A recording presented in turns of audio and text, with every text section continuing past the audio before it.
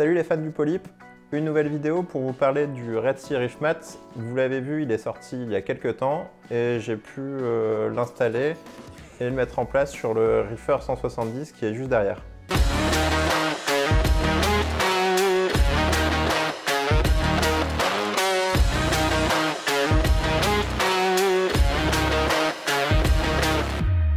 Pour ceux qui n'ont jamais vu un tel appareil en aquarium récifal, en 3 mots, c'est un filtre mécanique automatisé. Donc tout simplement sur un rouleau de tissu intissé filtrant qui crée un compartiment de filtration grâce à un système de rouleau dévidoir entre le rouleau qui est plein avec du tissu neuf, un rouleau qui collecte le tissu usagé, tendu au fond grâce à un système de tige et qui permet de laisser passer l'eau à travers pour en récupérer les particules et en ressort de l'eau propre filtrée finement. Le Reef Mat a en plus la spécificité d'être connecté et de s'intégrer dans l'univers ReefBeat par Red Sea, donc avec les éclairages LED notamment, les pompes doseuses et les Reef Wave, les pompes de brassage. Et donc ça permet, donc, avec la même application, d'avoir un œil sur la consommation en tissu, vous indiquer quand il faudra changer le rouleau et également le changer manuellement si vous prévoyez un nettoyage assez violent de votre aquarium et de mettre plein de particules en suspension. Vous pouvez manuellement reproposer du tissu neuf et donc une meilleure filtration sur le moment après votre maintenance. Niveau utilisation, c'est assez simple. Une fois qu'il est mis en place, vous allez le voir par la suite dans la vidéo.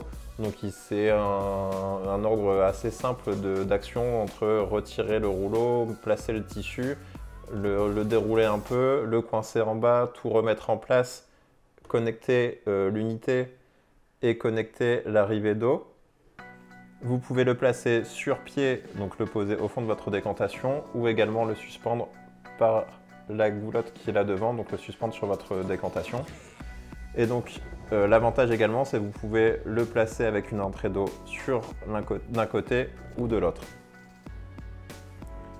Autre caractéristique sympathique, un petit panier qui vient se glisser en dessous dans lequel vous pouvez mettre une filtration biologique ou une filtration chimique ou du charbon actif, de la résine antiphosphate, etc. Donc c'est vraiment pratique.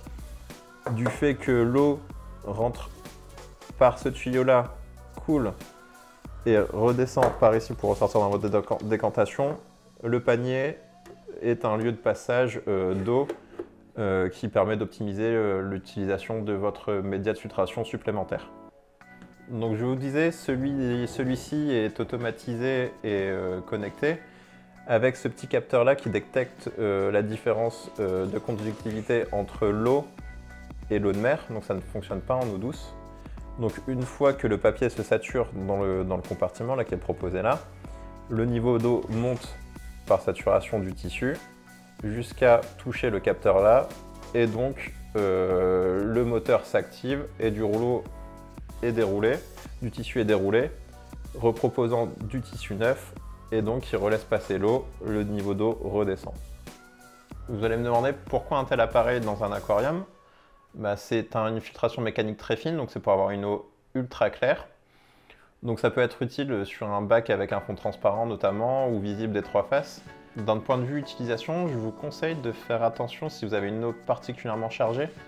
Vous pouvez avoir un changement du coup de pénétration de la lumière dans votre eau. Et donc ça peut être utile lorsque vous installez une telle filtration, c'est de baisser un poil l'éclairage pour moins stresser les coraux, du fait qu'ils auront plus de lumière car il y aura beaucoup moins de particules qui peuvent absorber la lumière dans l'eau. Pour les possesseurs d'un Reefer première génération de la marque Red Sea, retrouvez sur le site internet ou dans l'article, j'ai mis le lien directement dans l'article, il est nécessaire de modifier les décantations, donc ça correspond pour les plus grands modèles à juste retirer les receveurs de micro-bags ou de cups à média de filtration. Et pour ça, je vous conseille d'acheter le kit de modification de décantation, donc qui correspond à un ensemble de lames. Bon, là, je les ai utilisées avant de faire la vidéo.